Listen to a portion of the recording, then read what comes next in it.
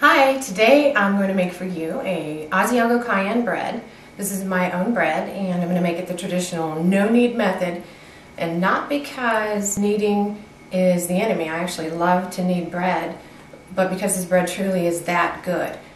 The crust is absolutely got that crisp chewiness, the interior crumb is soft. You're going to love this bread. It is great for almost any kind of sandwich that I can think of. So we're going to start. It's just a handful of ingredients. We're going to start with 3 cups of water. You want this water to be just lukewarm or room temperature. And the truth is, when you're using Fleischmanns Yeast, it truly is hard to kill this yeast.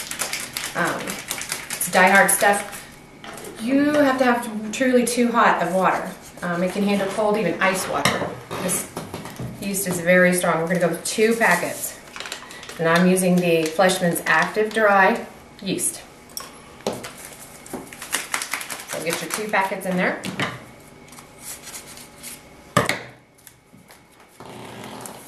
Okay. Another thing great about this bread, you just dump everything together. You're going to wonder when I'm done if it's going to be very good because it's so easy, but trust me on this. I'm going to use 1 1/4 teaspoons. I use kosher salt. And you could go up to 1 1/2, but the Asiago cheese has saltiness of its own, so I cut it back to about 1 1/4. This, we have sugar, 1 1/2 tablespoons. And I think I told you 1 1/2 or 1 1/4 tablespoons of the kosher salt, so I didn't know if I said tablespoon. Here we have cayenne pepper. It's one of my favorite ingredients. If you don't like heat, you could go with 1/2 teaspoon. I do like heat, so I'm going for it. 1 teaspoon.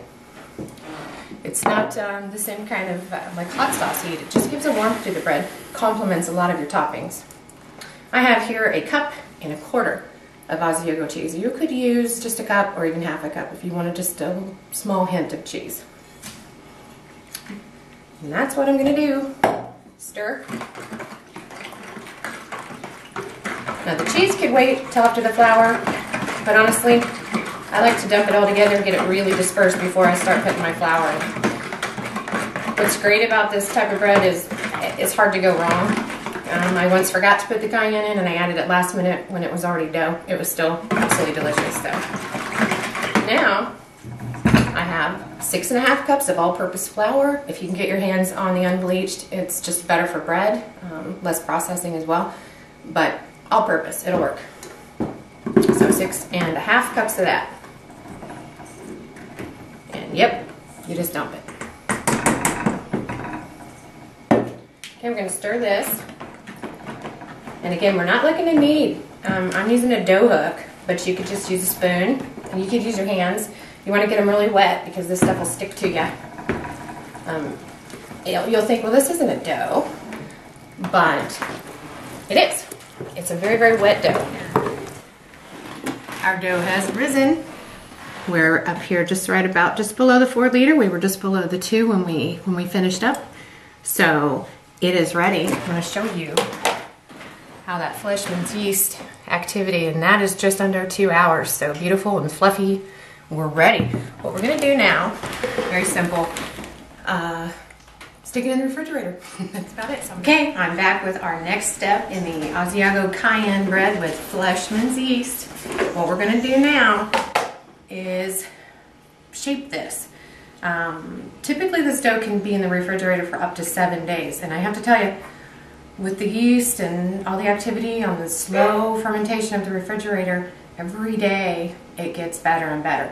We're not doing that right now. We're kind of hurrying this dough. I just gave it just enough time to chill. So what we're going to have is sticky. So wash your hands, and then you want to have plenty of flour nearby. I'm going to take some cornmeal and a pizza peel. You do not have to have a pizza peel. It's fun to have a pizza peel, but you don't have to have one. You could use, again, the back of a cookie sheet and some parchment paper. It'll slide right into your oven that way, or you could cook this thing completely on a cookie sheet if you grease it. It's just, we're kind of after that crust to come to its fullest potential, and you're going to do that if you do incorporate the steam and try to get yourself stoneware to cook it on.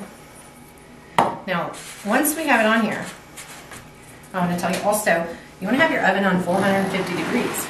If you're using a stone to cook this on, same time I shape this, I put it on the board, You're gonna let it rest for a little bit. 40 minutes, if it's really cold, is a good time for rest period. We haven't had this in the refrigerator as long, so I probably won't have to give it that much time.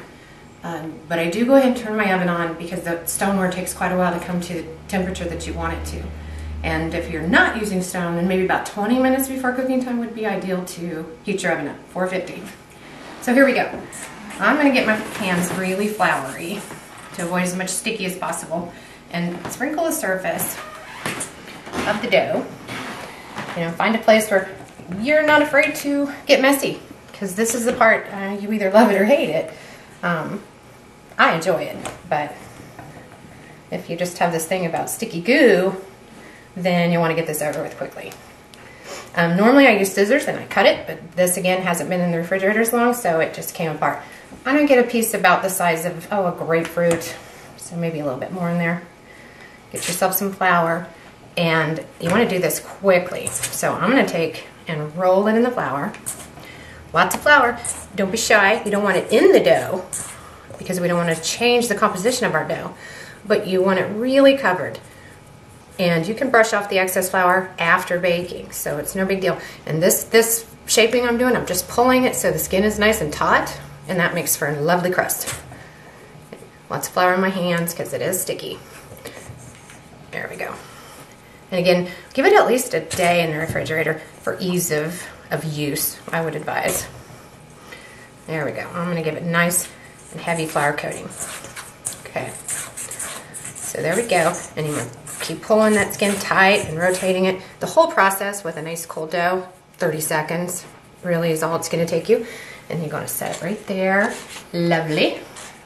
And you have to say, you know, yay Fleischmanns Yeast, because that is some really pretty fluffy dough. I'm going to come back in just a little bit, and I won't be so sticky, and we will show you the next step. Well, now our shaped dough has had its time to rest. Our oven has come to temperature. Again, if you're using the stone, make sure that you give that oven a lot of time to warm up so your stone's nice and hot. I'm going to show you a few tricks before you pop it in the oven. You could put it in just like this.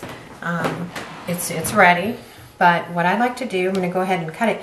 You can use a baker's lame or any sharp knife or razor, whatever you want, and you know, be creative. Cut it however you like to. I'm going to just probably, I think I'll do let's do a tic-tac-toe. Look at that. Yay, Fleischmanns.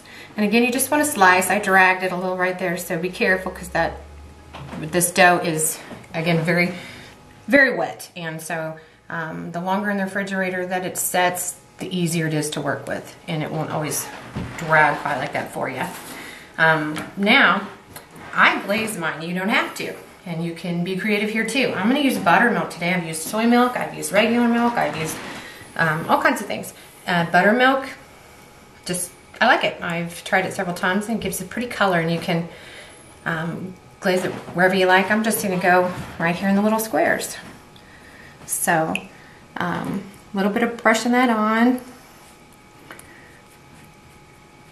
Then next, just set that aside. I use a little bit of, you can use anything you like, flaxseed, toasted wheat germ. This is an untoasted wheat germ, and I just think personally that it's kind of pretty when it comes out of the oven, and it's a little additional health value. So here, this is why it's fun to have a pizza peel or make your own out of wood, but you get to be a ninja.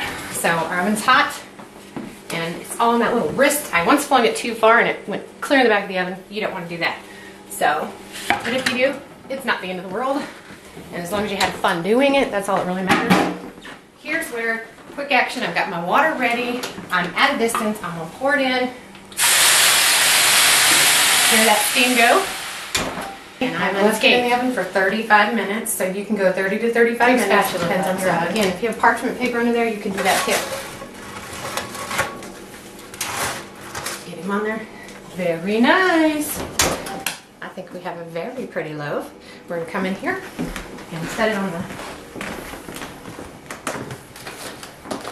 I wish you could smell this, because that cheese throughout the air with the bread is absolutely fabulous.